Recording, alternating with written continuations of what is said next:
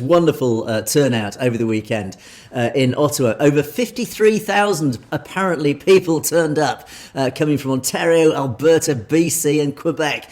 They all converged on Ottawa to cast their ballots in the latest iteration of the referendum. Well done to everybody there. Now, the Six for Justice who organised this, they declared the date, 23rd of November, as Canada's referendum on Khalistan. And they also questioned at the time the Carney government for holding its G20 meeting with Narendra Modi on the same day, despite Canada's own security agencies, CSIS, etc., publicly warning that the Modi government is linked to various transnational oppression plots, including assassinations, etc.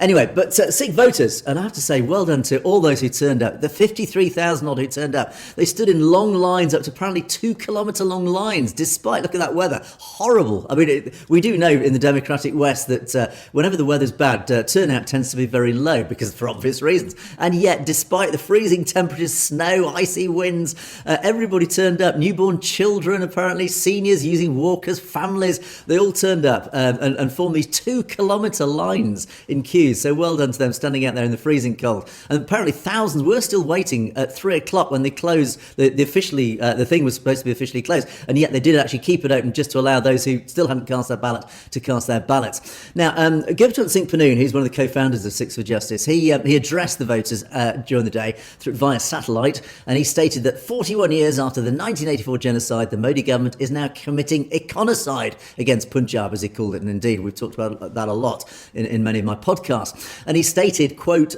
history shows Indira Gandhi ultimately faced the political consequences of her actions. And the democratic way forward today is the political death, not the assassination of Modi's policies, achieved through ballots, international accountability, and the continued rise of the Khalistan movement. Now, notice there his words were chosen very carefully. He did refer to the actual assassination of Indira Gandhi, obviously as an act of vengeance against Operation Blue Star. But he said that the democratic way forward today is the political death, not the assassination of Modi's politics. As he often says, it's ballots, not bullets, is his key phrase. So, also, apparently, when the voters left the voting booth, they were all asked a question. I'd say it's slightly a rhetorical question. Do you agree with the Carney government opening trade talks with India without accountability for Shahid Nijad's assassination? And apparently, the overwhelming and unanimous answer was no. But I'd say it's a rhetorical question. I'll be astonished if anybody actually said yes in that anyway. I think you're preaching to a bit of an audience there who are already converted to that answer anyway. But there you go. And anyway, so Six for Justice said the overwhelming turnout was both a vote for the independence of Punjab from Indian occupation and a clear message that Canadian Sikhs do not support the Carney government's engagement with India.